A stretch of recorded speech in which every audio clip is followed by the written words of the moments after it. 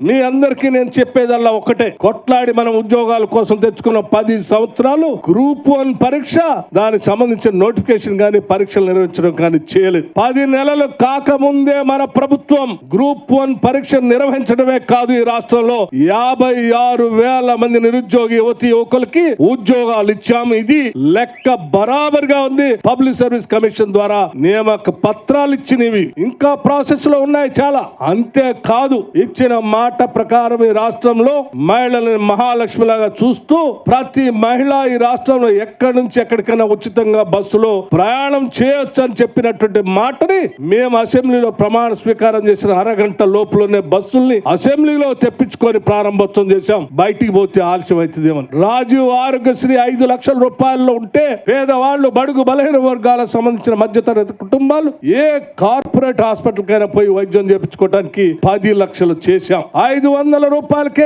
Gas cylinder ఇచ్చాం. 200 యూనిట్లు వాడుకునేటువంటి ప్రతి పేద కుటుంబానికి మార్చి 1వ తారీఖు నుంచి ఉచితంగా 0 బిల్లులు ఇచ్చాం.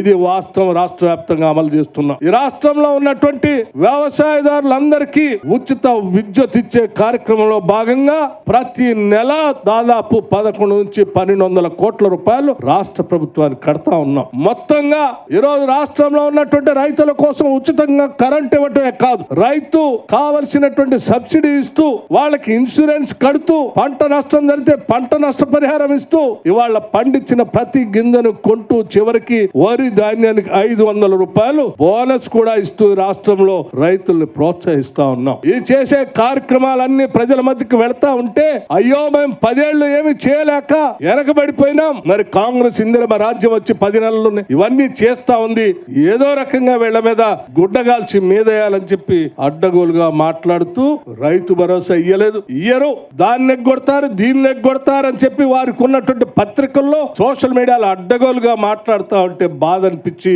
ఈరోజు మీ అందరూ మనసు విప్పి మాట్లాడుతున్నాం. అరే ఇన్ని ఆర్థిక ఇబ్బందులున్నా మేము ఆలోచన చేశాం, ఎట్టి పరిస్థితుల్లో ఈ రాష్ట్రంలో వ్యవసాయానికి యోగ్యమైనటువంటి ప్రతి ఎకరాకి రైతు భరోసా ఎటువంటి షరతులు లేకుండా ఇవ్వాలని రాష్ట్ర మంత్రి మండలి నిర్ణయం తీసుకుని ప్రకటించాం. వాళ్ళు ఆలోచించారు, కాంగ్రెస్ వాళ్ళు 5 ఎకరాలకు ఇస్తే బాగు, లేకపోతే 2 ఎకరాలు పరిమితం చేస్తే బాగు, లేదా 10 ఎకరాలు పరిమితం చేస్తే బాగు, లేకపోతే ఎవరికి ఇవ్వకుండా ఇంకా తగ్గిస్తే బాగు, అట్లా చేస్తారని చెప్పి రకరకాల ప్రచారం చేశారు. మేము ఒకటే ఆలోచన, మీరు ఎన్ని ప్రచారాలు చేసుకున్నా, ఎన్ని ఇబ్బందులు సృష్టించడానికి ప్రయత్నం చేసినా మేము మాత్రం రైతుల పక్షానే నిలబడతాం. పంట పండించడానికి ఇచ్చేటువంటి ప్రోత్సాహాన్ని ఎట్టి పరిస్థితుల ఆపం. పంటకు యోగ్యత అయినటువంటి ప్రతి వ్యవసాయ ఎకరానికి, ప్రతి కుటుంబానికి మేము రైతు భరోసా ఇస్తామని చెప్పి చాలా స్పష్టంగా నిన్న ప్రకటించడమే కాదు, సంక్రాంతి నుంచి ఈ ప్రక్రియను మొదలుపెట్టి భారత రాజ్యాంగం బాబాసాహెబ్ అంబేద్కర్ ఈ దేశ ప్రజాస్వామ్య పునాదులు నిలబెట్టి